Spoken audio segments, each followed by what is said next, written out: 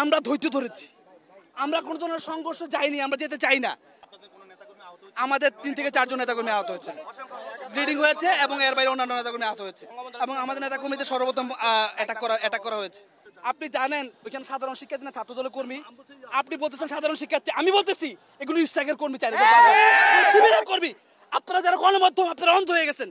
আপনারা এই আন্দোলনের মধ্যে সাধারণ শিক্ষার্থী দেখতেছেন, এই আন্দোলনের সাধারণ শিক্ষার্থী 10% থেকে 20%, বাকি 80% অ্যাক্টিভিস্ট ছাত্র দলের শিবিরের।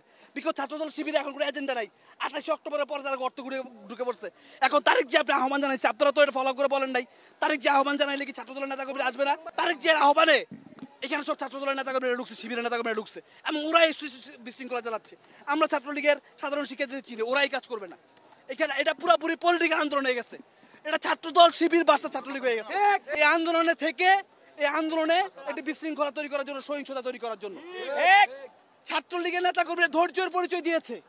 আজকে আপনি দেখেন যে বিজয় ৭১ হলে কোনো কারণ ছাড়া আক্রমণ করা হয়েছে, ১৪ সালে আক্রমণ করা হয়েছে। আমাদের ঢাবির হলগুলোতে যে ছাত্রলীগের নেতাকর্মী আছে, আমরা ফু দিলে 5 মিনিটে টিকতে পারবে না।